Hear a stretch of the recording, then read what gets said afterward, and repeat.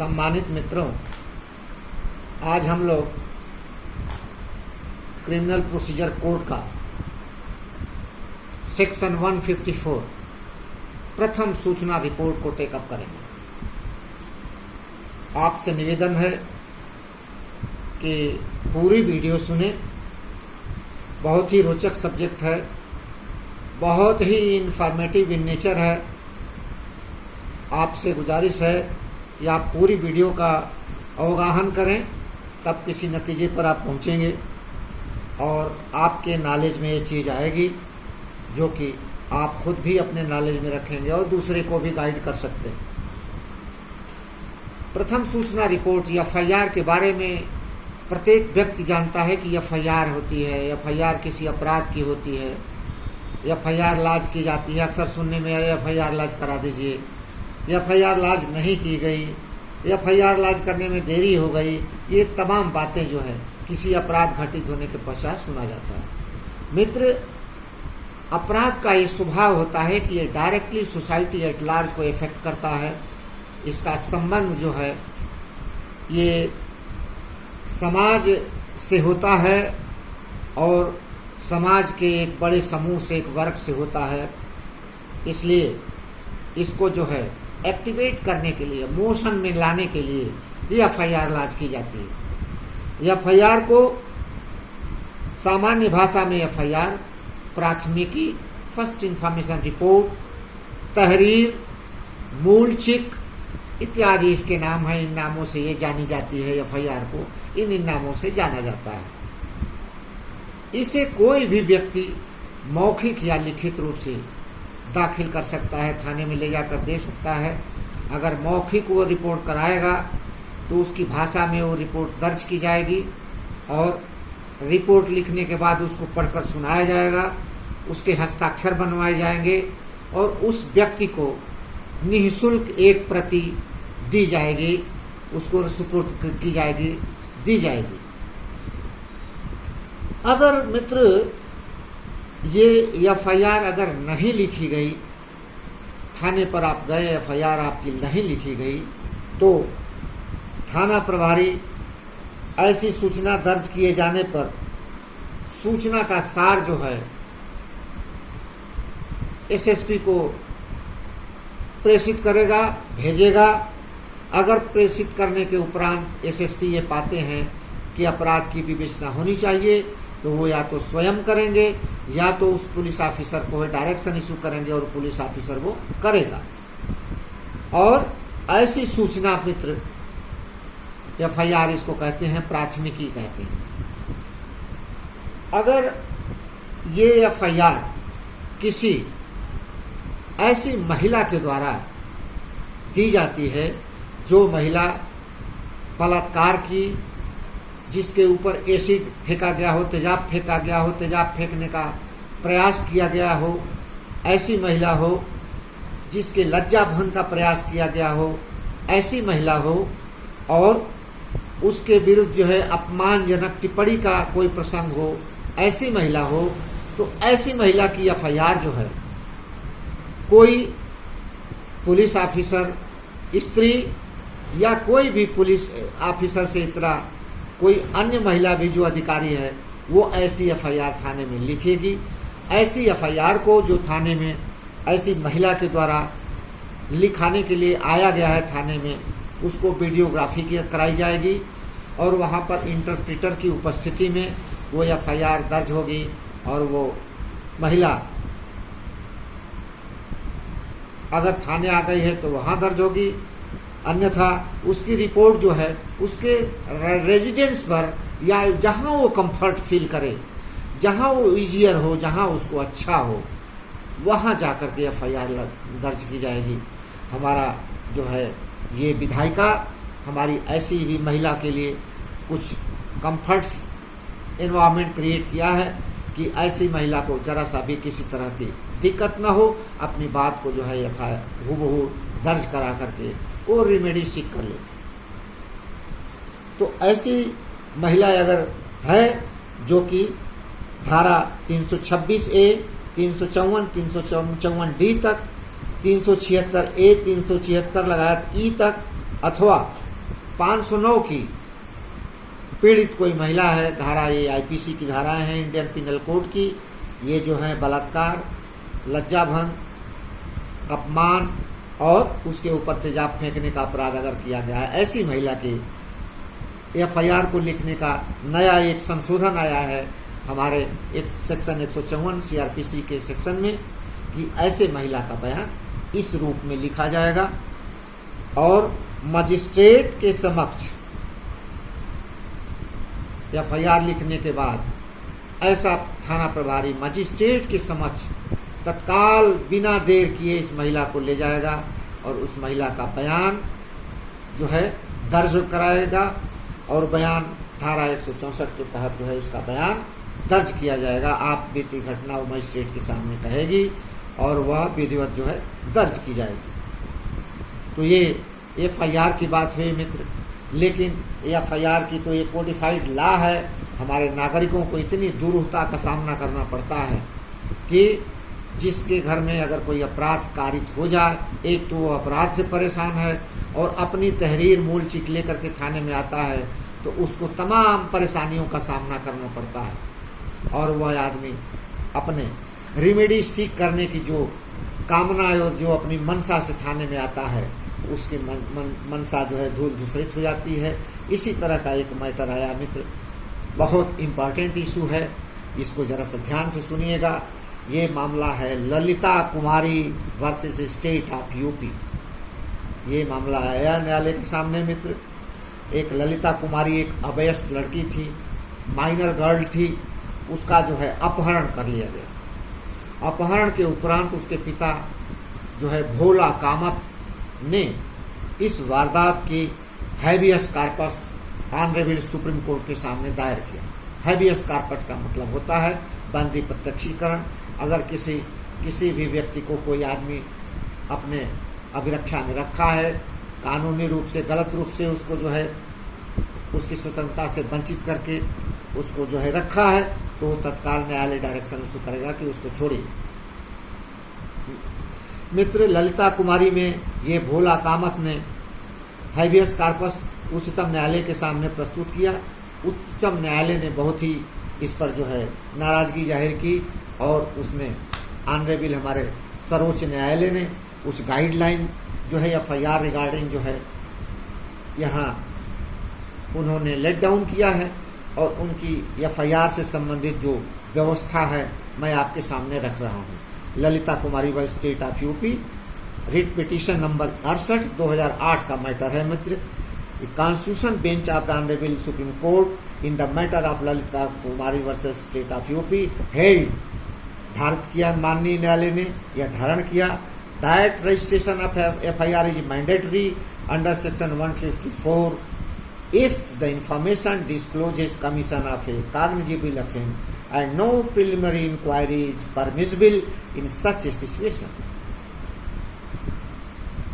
माननीय न्यायालय का कहना है मित्र कि ये थाने का थाना प्रभारी का दायित्व है, आज्ञापक है और उसका दायित्व है कि अगर कोई भी आदमी किसी कॉग्निजिबल ऑफेंस संज्ञेय अपराध से संबंधित कोई प्रकरण लेकर के थाने में जाता है और वो अपराध जो है संज्ञेय है तो बिना किसी प्रिलिमिनरी इंक्वायरी किए, प्रारंभिक कोई भी प्रारंभिक जांच किए, first you have to launch the FIR of that very person.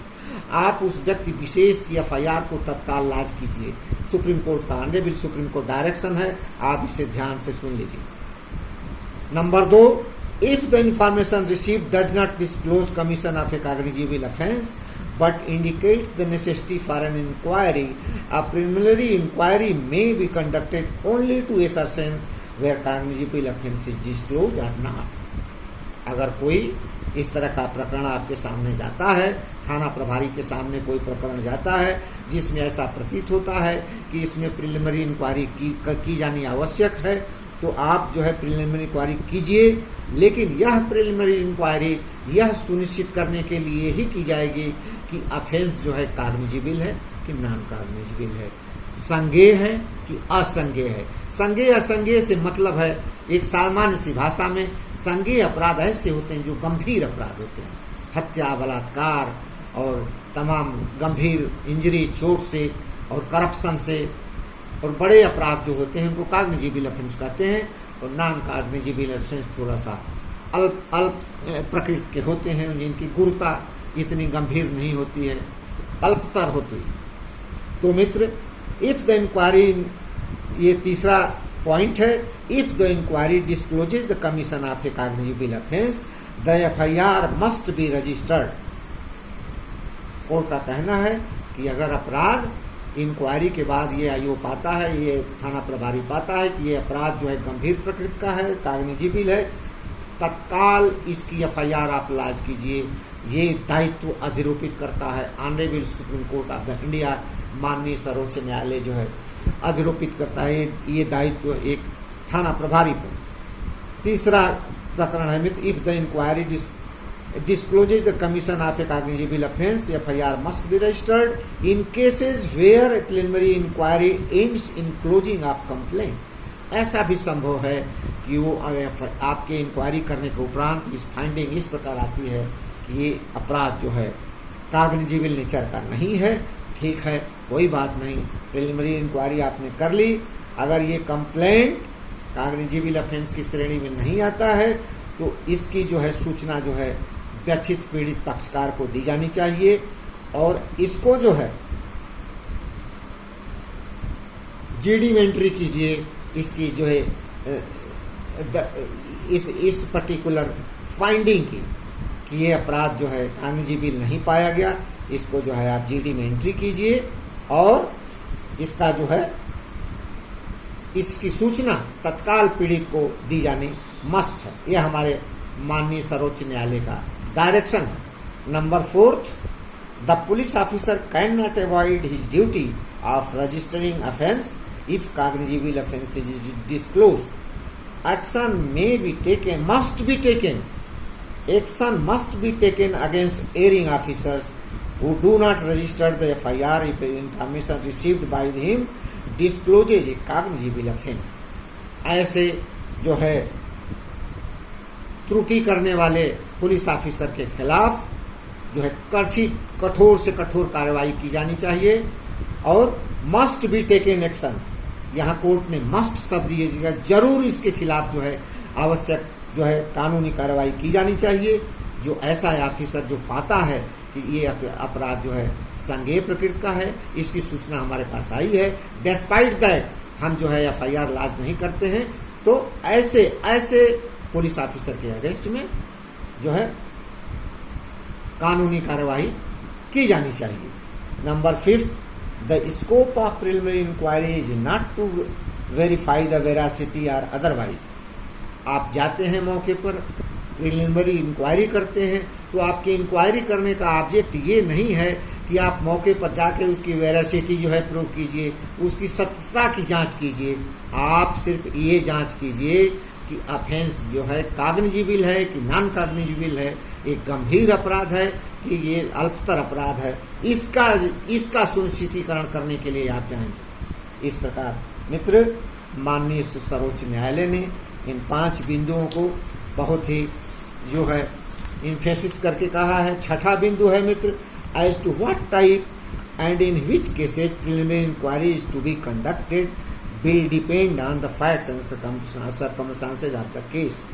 किन किन प्रकरणों में प्रिलिमिनरी इंक्वायरी आपको करनी है, ये परिस्थितियां बताएंगी, उस तत्कालीन परिस्थितियां बताएंगी कि आपका प्रकरण वो क्या है।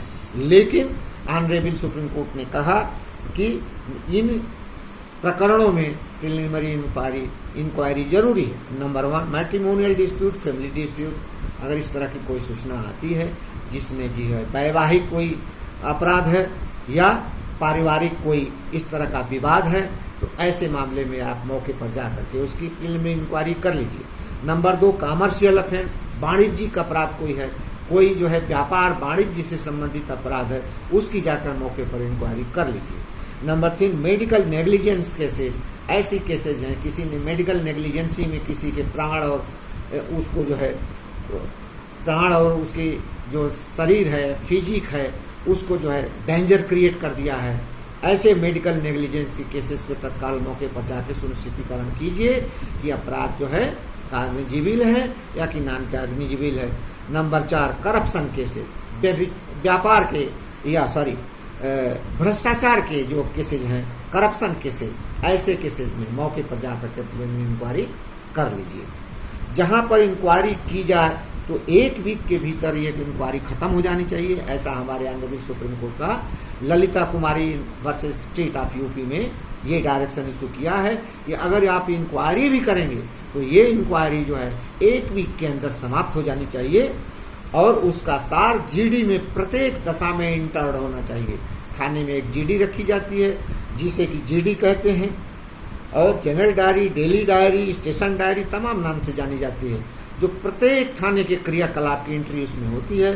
तो माननीय न्यायालय का कहना है कि अगर आप कोई भी इंक्वायरी करते हैं और वो 1 वीक के अंदर खत्म हो जानी चाहिए, उसका सार जीडी में एंट्री होना चाहिए, प्रत्येक दशा में एंट्री होनी चाहिए, और संज्ञेय अपराधों में एफआईआर पंजीकृत की गई और किनमें इंक्वायरी की गई ऐसा किया जाना मैंडेटरी है।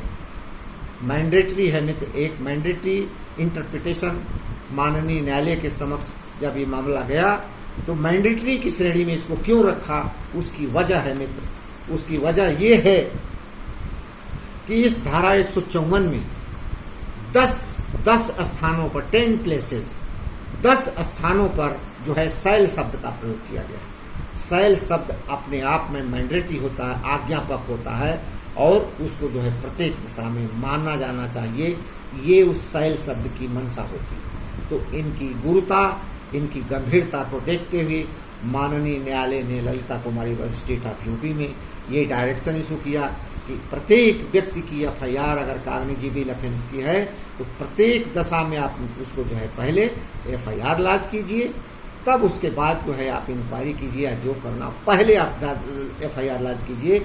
इन 8 बिंदुओं की परिधि में आज ये स्थिति है और आपसे निवेदन है कि आपके सामने कोई इस तरह की घटना हो, आप जो है पूरे अपने रूल ऑफ लॉ है कंट्री में, आप जो है इसको अपने उस हिसाब से टेकअप कीजिए, आपकी नॉलेज में ये बात आए। बहुत बहुत धन्यवाद, आपने हमारी बात सुना मित्र। आज डिबेट बहुत ही इंपॉर्टेंट, क्रूशियल इन नेचर था, हम लोगों ने बहुत ही इंपॉर्टेंट विषय पर डिस्कशन किया। आपको बहुत बहुत धन्यवाद। So nice of you.